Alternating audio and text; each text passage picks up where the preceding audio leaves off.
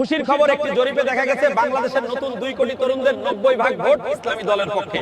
কোরআনের আইন দিয়ে দেশ দিন চলবে ইনশাআল্লাহ। আল্লাহ তাআলা যেহেতু আমাদেরকে বলেছেন কোরআনের মাধ্যমে তার দ্বীন কায়েম বাস্তবায়ন করার জন্য, ইন্নাদ দীনা ইনদাল্লাহিল ইসলাম, যেহেতু আল্লাহর কাছে প্রিয় ধর্ম ইসলাম, ইসলাম বাস্তবায়ন করার জন্য তারা যদি ঐক্যবদ্ধ হয়, কারণ প্রত্যেককে মৃত্যুবরণ করতে হবে। আমরা চাচ্ছি কোরআনের আইন বাস্তবায়ন হোক। জামাত ইসলাম সরকার গঠন করে আগামী দিনে কেমন দেশ হবে বলে আশা করে? কোরআনের আইন বাস্তবায়ন হলে সকলে তার নিজ নিজ অধিকার বাস্তবায়ন করতে পারবে। ডাক্তার শফিকুর রহমান আমির জামাত বলেছেন, যদি আপনারা জামাত ইসলামকে ক্ষমতা আনেন তাহলে একজন শ্রমিক 1 মিনিটের জন্য রাস্তায় আন্দোলন করতে হবে না, তাদের ন্যায্য অধিকার তারা সকলে পাবে। শ্রমিকের অধিকার শ্রমিকের সুন্দরভাবে বাস্তবায়ন করতে পারবে, প্রত্যেকের ন্যায্য অধিকার পাবে, এতে কোনো সমস্যা নাই। কোরআনের কাজে যা করবেন, আল্লাহ সুবহানাহু ওয়া তাআলা বলছেন, ওয়াতাসিমু বিহাবলিল্লাহি জামিআ ওয়া লা তাফাররাকু, তোমরা সংঘবদ্ধ প্রচেষ্টা আল্লাহর রুজুকে ধারণ করো, পরস্পর বিচ্ছিন্ন হয়ে না। ইন্নাদ দীনা ইনদাল্লাহিল ইসলাম, ইসলাম হলো আল্লাহর মনোনীত ধর্ম।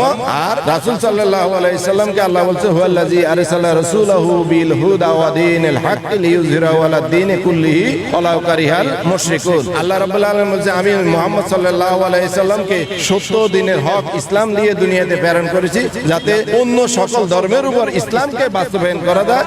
যা কাফের মুশরিকদের কাছে যত অপছন্দনীয় দল হোক না, তাহলে ইসলাম ধর্ম সর্বোত্তম ধর্ম, এটা আল্লাহর কাছে প্রিয় ধর্ম। এই দিনের জন্য যারা জীবন দেবে, পথ চলবে, তাদের জন্য জান্নাতের পথ অবধারিত এই লাইনে যায়।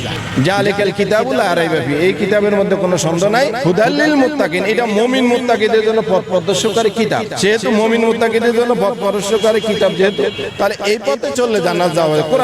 কোরআনের পথে হাঁটলে অবশ্যই জান্নাতের আশা করা যায়। বাংলাদেশ জামাত ইসলামী যে রাজনীতি করে, এটা সম্পূর্ণ কোরআনের উপর ভিত্তি। তারা যে রাজনীতি করতেছেন, তাদের 3 দফা দাওয়াত 4 দফা কর্মসূচি নিয়ে তারা বাস্তবায়ন করেন। এই কাজ বাস্তবায়ন করার উদ্দেশ্য হলো, এই জন্য আল্লাহ রাব্বুল আলামিন আমাদেরকে যেন সেই পথে অটল রাখেন, অবিচল রাখেন, এটা আমরা আশা করি।